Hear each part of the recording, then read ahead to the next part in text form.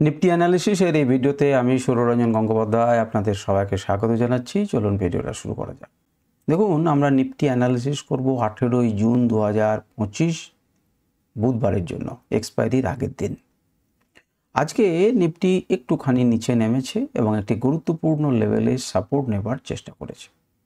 আমরা বারে বারে এই লেভেলের কথা আপনাদেরকে বলেছি, শুনলে পরেই এবং দেখলে পরেই আপনারা বুঝতে পারবেন।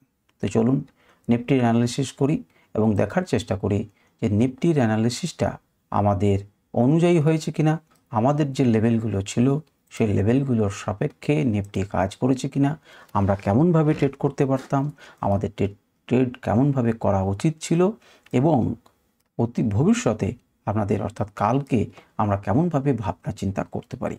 আমি আপনাদেরকে বারে বারেই সেটা দেখানোর চেষ্টা করছি। প্রথমেই দেখুন যে নিফটি কোন জায়গাতে দাঁড়িয়ে রয়েছে না, 24,850, 850-53 একই ব্যাপার। তো বারে বারে আপনাদেরকে বলেছি 850 860-এ একটি লেভেল আছে বলেছি, এর উপরে ছিল 925 ইত্যাদি বাদ দিন, এবং তার নিচে ছিল 650 থেকে 660 একটি লেভেল ছিল। তো দেখতেই পাচ্ছেন এই লেভেলটিতে এসে মার্কেট দাঁড়িয়ে রয়েছে। তো এসেছে, তো কোন দিকে এসেছে, কিভাবে এসেছে, আমরা সমস্ত কিছু দেখব। প্রথমে একবার টুক করে ওভারভিউ দিয়ে রেঞ্জটা দেখার চেষ্টা করি। মার্কেট দেখুন ক্লোজ হয়েছিল 946-এ আগের দিন। 946-এ ক্লোজ হওয়ার পরে 977-এ খুলেছে। 977-এ খুলেছে, একটুখানি বেশ উপরে খুলেছে। উপরে খুলেই আরও একটু উপরের দিকে যাওয়ার চেষ্টা করেছে এবং তারপর সেখান থেকে ধাক্কা খেয়ে সেটা কিন্তু 982 অবধি গেছিলো এবং সেখান থেকে ধাক্কা খেয়ে কী করেছে 813 পর্যন্ত নিচের দিকে এসেছিল। কিন্তু দেখতে পাচ্ছেন 813 অবধি নিচে নামার পরই মার্কেটকে সেখান থেকে সাপোর্ট নিয়ে নিয়েছে। বেশ, যদি আপনাদের মনে থাকে, আগে আমরা যখন যাব তখন দেখাবো, যদি আমরা প্রথমেই মান্থলি টাইম ফ্রেমে যদি দেখি তাহলে দেখবে একটুখানি প্রেশার পাচ্ছে এমন নয়, তাও কিন্তু এখনও পর্যন্ত মান্থলি টাইম ফ্রেমে ভালো লাগছে। চলুন উইকলি টাইম ফ্রেমে দেখি। উইকলি টাইম ফ্রেমে আপনারা স্পষ্ট বুঝতে পারবেন যে আমি বলেছিলাম আগের দিনে যে আমাদের একদম রেজিস্ট্যান্সে এসে ধাক্কা খাচ্ছে, রেজিস্ট্যান্সে দাঁড়িয়ে রয়েছে। যদি এর উপরে পৌঁছাতে পারে সেটা ভালো, কিন্তু এখান থেকে কিন্তু একটা ধাক্কা খাবার সম্ভাবনা আছে, যেটিকে ডেলি টাইম ফ্রেমে আমি আরও ভালোভাবে দেখিয়েছিলাম এবং আজকে দেখতে পাবেন যে মার্কেট সেইভাবেই কিন্তু কাজ করেছে। এবং অনেকবার আমি বলেছিলাম কালকে আমাদের সবারই মনে ধারণা ছিল যে মার্কেট উপরের দিকে উঠবে, উপরের দিকে উঠবে, উপরের দিকে উঠবে, কিন্তু তারপর দেখলেন এই নিচের দিকে যাবে, মার্কেট কিন্তু উপরের দিকে উঠলো। তারপর আজকে ভেবেছিলাম খুব বেশি পজিটিভ, কিন্তু মার্কেট একটু নিচের দিকে এসেছে। আপনারা দেখুন কালকেই সবে মাত্র এই ট্রেন্ড লাইনটা আমি আপনাদের চোখের সামনে এঁকেছিলাম এবং বলেছিলাম এই ট্রেন্ড লাইনটাকে খেয়াল রাখুন, এর উপরে যদি ক্লোজিং হয় তাহলে ধাক্কা নিয়ে যাবে, এর নিচে যদি হয় তাহলে এখানে কিন্তু ধাক্কা খাবে। মার্কেট ঠিক এক্স্যাক্টলি এখানেই ওপেন হলো এবং এখান থেকে ওপেন হয়ে একদম নিচের দিকে এলো এবং আমাদের যে দীর্ঘদিনের দাগ, সেই দাগে এসে মার্কেট সাপোর্ট নিল বা তার নিচে ক্লোজ করলো না আপনি বলতে পারেন। সেই লেভেলটা কত না 850 থেকে 860 এই অঞ্চলে এসে কিন্তু সে ক্লোজ হলো এবং সাপোর্ট নিল। তাহলে বুঝতে পারছেন এই যে ট্রেন্ড লাইনটা আগের দিন আমি আঁকলাম, সেই ট্রেন্ড লাইনে আপনারা যদি সেল করতেন মার্কেটকে, তাহলে পরে আপনারা বেশ কিছু পয়েন্ট কিন্তু ভোগ করতে পারতেন এবং এই সাপোর্ট এবং এই রেজিস্ট্যান্সের মধ্যেই কিন্তু আপনারা থেকে এনজয় করতে পারতেন। এখন আমাদের কি হবে, এখন ট্রেন্ড লাইনটাকে মান্যতা দিয়েছে, এখন বলা যায় না। মার্কেটকে আমি বারে বারে বলেছিলাম ধাক্কা খাচ্ছে, এখানে ধাক্কা খেয়েছে। কাল কোথায় ওপেন হচ্ছে দেখুন। আজকে হয়তো মার্কেটে আরও একটুখানি নেগেটিভ হতে পারে, যেহেতু বিভিন্ন রকম ধরনের আলোচনা, যুদ্ধের খবর আপনাদের কানে ভেসে আসছে। প্রথম দিন অতটা গুরুত্বভাবে নেয়নি মার্কেট, কিন্তু ধীরে ধীরে কিন্তু যুদ্ধটা বেশ ঘোরালো হয়ে উঠেছে। বেশ কিছু ইরানের ক্ষয়ক্ষতি হয়েছে বলে খবর পাওয়া যাচ্ছে। সুতরাং কোন দিকে এগোই আপনি একটু তাকিয়ে লক্ষ্য রাখুন এবং সেইভাবে এই লেভেলগুলো ড্র করা আছে, সেই লেভেলগুলোর সাহায্যে আপনারা ট্রেড করতে পারেন। 1 ঘন্টা টাইম ফ্রেমে মার্কেট দেখুন একদম টানা উপরে উঠেছিল, তারপর আজকে একটুখানি উপরে উঠে সে কী করেছে না মার্কেট সেখান থেকে একদম স্ট্রেট নেমে বেশ কিছুক্ষণ দাঁড়িয়েছিল। কোনখানি জায়গাতে দাঁড়িয়ে আছে আপনারা তাকিয়ে দেখুন, একই রকম রেঞ্জ কিনা। আচ্ছা, বাঁ দিকে যদি আপনারা আরও আসেন তাহলে দেখবেন এখানে একটা রেঞ্জ আছে একই জায়গাতে। ভালো করে মন দিয়ে দেখুন এবং দেখানোর জন্য আমি একটু বড় করে কাছে টেনে নিয়ে আসছি, তাহলে বিষয়টা ক্লিয়ার হবে।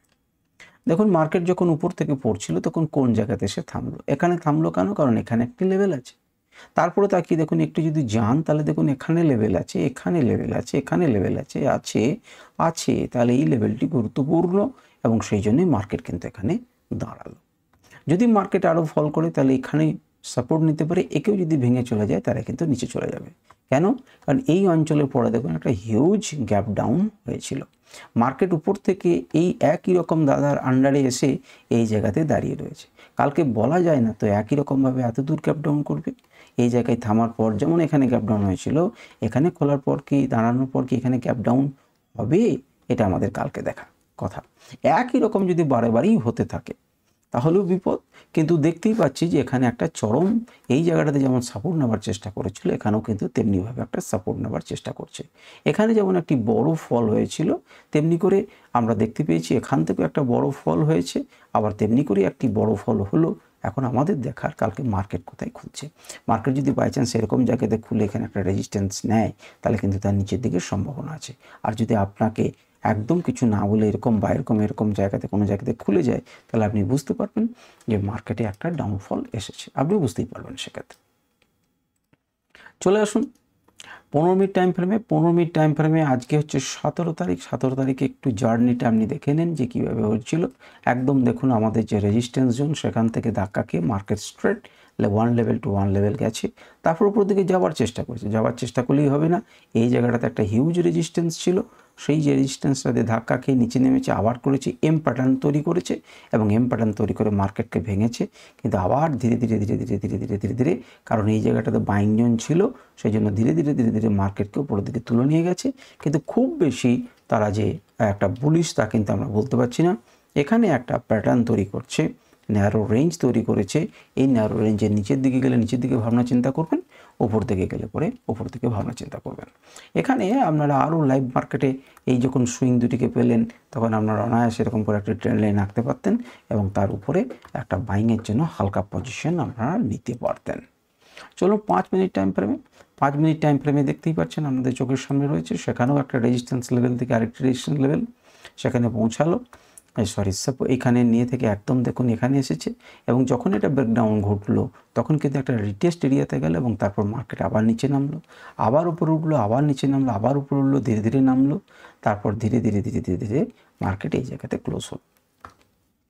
সুতরাং আপনারা দেখতে পেলেন যে আপনারা এটাকেও অনায়াসে ট্রেড করতে পারতেন এবং আপনারা যদি এই পয়েন্ট এই তিনটে পয়েন্টকে নিয়ে একটা লাইনকে জয়েন করেন তাহলে একটা লাইন পাবেন, সেই লাইনটাকে এঁকে রাখুন এবং তার উপরে বা নিচের দিকে সেরকমভাবে ট্রেড নেবেন বলে আপনি ব্যবস্থা করতে পারেন।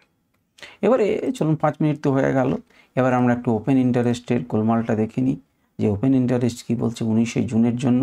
19শে জুনের জন্য দেখুন এখান থেকে সমস্ত পুট রাইটাররা পালাচ্ছেন, আপনি এখানে সাপোর্ট ছেড়ে পালাচ্ছেন, তার মানে মার্কেট কিন্তু আন্ডার প্রেসার, সেটা কিন্তু বুঝতে পারছেন। আগের দিন যেমন 25,000 থেকে কলটা পালিয়েছিল, আজকে কিন্তু আপনারা কি দেখতে পাচ্ছেন সেখান থেকে সমস্ত পুট রাইটাররা পালাচ্ছেন, সাপোর্ট তৈরি করার আর কোনো নাম নেই। এগুলো সব হিউজ হিউজ হিউজ হিউজ কি রেজিস্ট্যান্স আজকের দিনে, সেই জন্যই কিন্তু মার্কেট উপরের দিকে যেতে পারলো না, মার্কেট কিন্তু নিচের দিকে ওই জন্যই নামছিল। এখন আমরা দেখব যে কালকে ইন্ট্রাডে ডেটাতে কি দেখব, আমাদের যে জায়গায় দাঁড়িয়ে রয়েছে 24,900-তে দেখুন প্রায় ডবলের কাছাকাছি রেজিস্ট্যান্স আছে আর সাপোর্ট আছে মাত্র 57,000 এবং পুট চেঞ্জ কিন্তু পুটরা কিন্তু পালিয়েছেন। ইন্ট্রাডেতে যেমন 46,000 লট নতুন ঢুকেছে কল রাইটাররা, পুট রাইটাররা কিন্তু প্রায় 19,000 পুট রাইটার ভয় পেয়ে পালিয়েছে। অর্থাৎ এখানে আমরা যদি পুট বিক্রি করি তাহলে আমাদের লাভ হবে না, কারণ মার্কেট নিচের দিকে যাবে। পুট বিক্রেতাদের কি হবে, লাভ হবে তখন যদি মার্কেট নিচের দিকে না যায় উপর দিকে যায়, কিন্তু নিচের দিকে যাচ্ছে বলেই তারা কিন্তু ভয় পেয়েছে প্রায় 20,000 19,000-এর কাছাকাছি। তো যাই হোক, অর্থাৎ ইন্টারডেতে কিন্তু খেলাটা অন্যরকম ঘুরেছে এবং মার্কেট যে খুব নিচের দিকে গিয়ে হবে তা নয়। দেখুন 24,800 সেখানে কিন্তু একটা স্ট্রং সাপোর্ট জোন রয়েছে, 24,750 সেটা স্ট্রং সাপোর্ট জোন রয়েছে, 24,700 আরও বেশি স্ট্রং সাপোর্ট জোন রয়েছে এখনও পর্যন্ত ইন্ট্রাডে ডেটা এবং টোটাল ডেটা অনুযায়ী। কালকে কিন্তু মার্কেট শুরু হলেই এই সমস্ত ডেটা চেঞ্জ হবে এবং হিসেব কিন্তু সম্পূর্ণ আলাদা হয়ে যেতে পারে। তো আমাদের আলোচনা এই পর্যন্তই, আশা করি আপনাদের এই আলোচনা ভালো লেগেছে। নমস্কার, ধন্যবাদ।